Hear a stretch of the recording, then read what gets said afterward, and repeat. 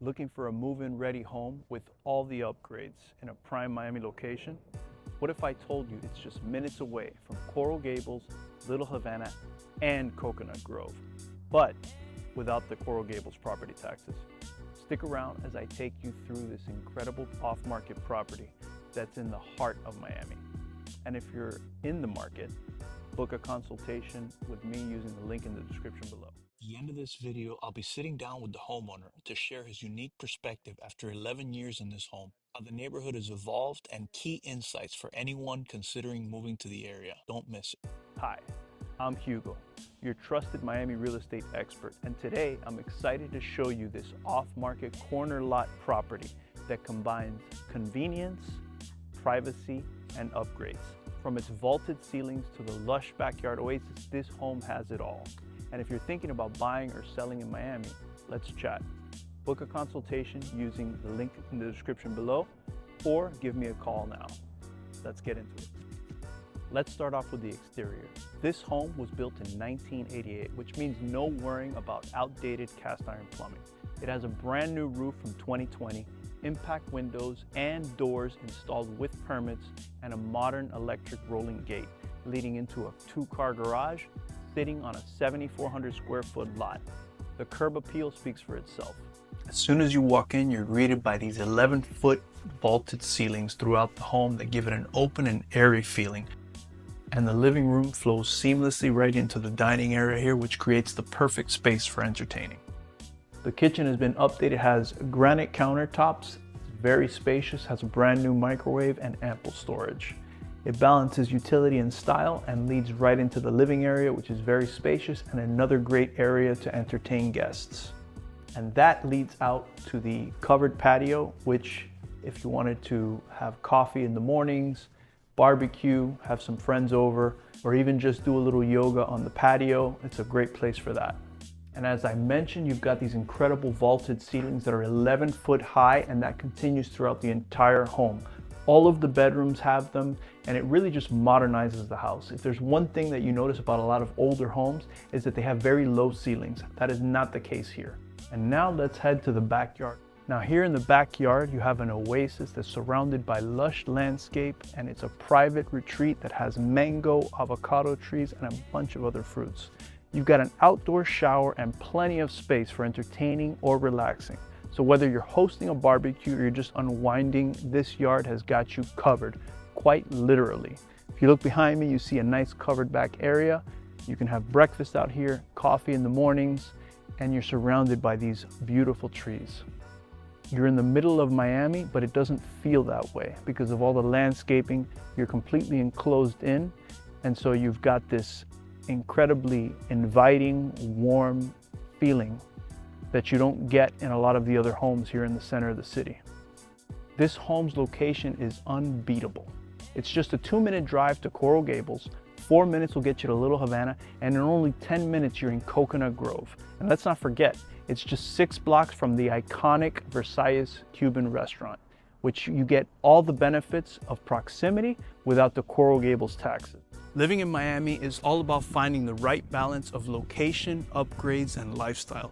This home offers all three and more.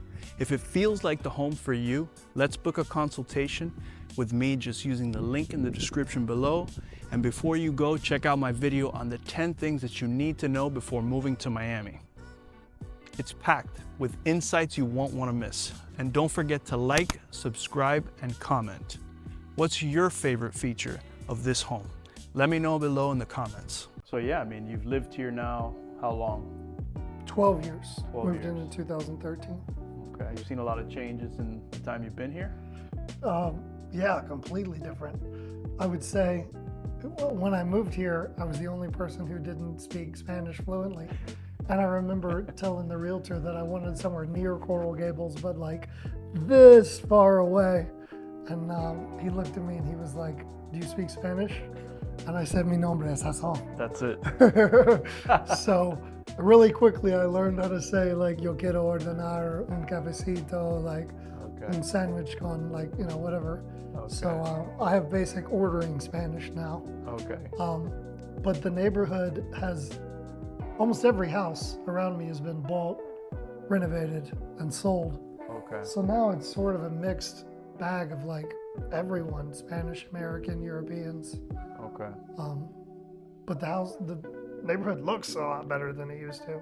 Yeah, which is a nice thing, absolutely. Yeah. And I mean, so to get around, like you've got Coral Gables, obviously. I mean, the airport's Grove. 4 minutes that way. So 4 minutes, you're at the airport. To get to the Gables. 15 minutes, like 8th Street, 7th Street, if you want to go downtown or to Brickell or even Wynwood or the Gables, they're all 15 minutes away. 15 minutes. Yeah. I mean, not like 5 o'clock on a Friday. Or no, anything, not during traffic. Of course not. And so, but I mean, the Gables, you realistically, you walk to the Gables from here. Oh, not even like the corner of the Gables actually tried to annex this neighborhood, but the neighborhood didn't want to pay the taxes, so they voted it down. So they annexed the Publix. So if you look at a map of the Coral Gables, the top right corner has a P on it, and that's Publix Plaza de Leon. Oh, that's which so is funny. Coral Gables. That corner. So even though Coral Gables is over there, you can walk to it right there. Yes. Okay. But so this side of the street is not. It's Coral City Gables. of Miami. That side of the street, and the Publix is Coral Gables. That's great. That is fantastic. So okay, so yeah, you're definitely within a walk. And then I knew it was close, but I didn't realize how close it is. It's 6 blocks. I counted it to walk to the Versailles restaurant, which I've done 1,000 times. I can imagine you would go there and get a cafecito. Yes. Dos croquetas. Yes. If I was where I learned how to say you'll get ordenar. That's right. Yeah, I go there all the time. I just had some friends visiting, and I took them there. I mean, it's a must do, must stop. Well, you might be the best English-speaking Cuban I've ever met. I'm very particular about that. Very, very particular about that. Yeah, even the accent and everything else. So once this property's sold, what's the plan? Oh, I've already rented an apartment. Not 5 minutes from here. Yeah. So okay, within 5 minutes. Yeah, that's the thing is this area is just so close to everything. I realized because I actually had to stop before I came here this morning at my place in Wynwood to come over here, and I was like, oh man, it's gonna take me a lot longer to get there. There was no traffic. It took me about 15 minutes to get here, and I didn't take the highway at all. So I mean, obviously that's a no traffic situation, but I thought it would take me at least 30, and it was a straight shot. So it really is very central. Even the beach, how long does it take you? Probably 20, 25 minutes maybe with no traffic. You can Uber it. It can be a little hectic. It's far enough in that you're in sort of like it feels like a small town neighborhood, but it's really close to the big city. Yes. And I don't know how much you know about like the railroad track. Flagler built it on top of what's called a Dolomite Ridge. So there's actually a plateau, like the smallest mountain on Earth. Right. This is on that. Oh, really? So this is in one of the highest elevations in the entire city. Okay. And you can follow the elevation because the Flagler track was run right down the middle of it. On it. That way it would be at the high point. Okay, so this is Zone X, so no flood insurance. What is it like? 13 is the highest point in the entire city. Yes, which is in Coconut Grove. And this is like 11. Okay. But it is still then Zone X, which is great, and you don't have to have a flood. That's another thing, is that's an additional expense that people have to have. Plus, obviously, you've got the impact windows and the shutters all the way around, so get all the credits. And the roof. And the roof was also done $75,000 brand new roof. Yeah. Well, it's a big house. So yeah. Big roof. Yeah. Big expense there. It's 3,000 square feet that's not AC'd, so. Yeah. It's bigger than people look. Like from the street, it looks like it's going to be just a quaint little farmhouse. It does. But it just goes on and on. Going. Yes. Forever. Yes. Yeah, you have to drive by the side to really see the expanse of the house. But I like that because it's hidden. So here, whoever built this house completely encased it in plants. Yeah. And then I completely encased it in more plants. Right. So when I wake up in the morning, 15 minutes from Miami Beach and 15 minutes from the middle of the city, I can sit and drink coffee and look out at the birds and all of that. And that's wonderful. I mean, it is very peaceful. You'd certainly get that feeling when you're here. I notice it right away. Obviously it is fenced in, but then the additional plants is a very nice touch. Really kind of insulates it, and doesn't block the wind as well in case you want to get that breeze going. So all of it I designed. And Everything's drained. I'm actually an architectural engineer too, so when I first moved here, I kept having trouble with it would rain torrentously, and I ended up sloping, putting in sand, installing Nice. French drains. So whenever it rains now, you can actually see the water run out. In the back, there's a little rock area that's dug out and filled full of stone. Wow. So it'll absorb water down into it. And then I Filters built right a there. spillway over so that the water runs around. That's great. So I've even designed it so that it's water That's friendly. great. Yeah, that's fantastic. Well, that's probably also why the plants are also lush. It's a great house. I do love this picture window also. It was a nice touch, and you said you had to fight for that. They didn't want to install that, huh? Yeah. Oh, I mean, the guy looked at me like I was insane because it was one of those multiple panels thing. And I told him I am not, this has to be one picture window. That is And he's awesome. like, do you know how expensive that's going to be? And I was like, no, and I do not want you to tell me. Yeah, that's right. I want you to just right. give me the total number. Yeah, And and don't tell me what that one part cost. It's incredibly expensive. I should have done that in my office. I have a 12-foot wide window, and the guy suggested that, and he was going to give me a so fantastic you price. can pan am and just look. It would have been, and I ended up doing. I was like, oh, I want to be able to open it. If I've opened that window twice in the 5 years since I've had it, I think that's probably too much. I should have just gone with that, that huge picture. Nice. But this one, it's more about the fact that you can literally see through this window in the security cameras, either in or out. Oh wow. So from my phone, if someone walks up, I can look at them from the camera and I can see through the window where they are. So, and this is pretty much where I sit and just drink coffee. This is the perfect spot to just sit. Yeah, this is great. It's either here or on the back porch at that table. I love that covered back porch area as Yeah, well. me That's too. a wonderful thing to have. That's one of the things that on the next house I buy with my fiance that we want to have, a back covered area there, because if you want to hang out there, drink coffee, like you said, or even just dance or hang out, whatever, you have people over. It's a wonderful thing to be able to use, or even you want to do yoga outside, whatever. Well, just a great remember I invited you to a party, you didn't make it, right? Yes, But that's right. so here's what's funny too is I told you a little bit about this. The garage is a fully finished room Yes. with the same floor as this Yeah, and it's the everything. house, yeah. And there's a pool table in it on one side, and it's big enough that I can actually fit my full-size pickup and close the garage. Yeah, absolutely. So that day, while I was hosting a party, 35 people actually came. I invited 75. That's awesome. 70 of them RSVP'd, 35 showed up. But it started raining, a torrential downpour. I do remember So that. what I did was I opened the garage. In the garage, we turned on salsa music. People were salsa dancing on one side, playing pool on the other, barbecuing in the back, and there was a group of people at the kitchen table playing Cards Against Humanity.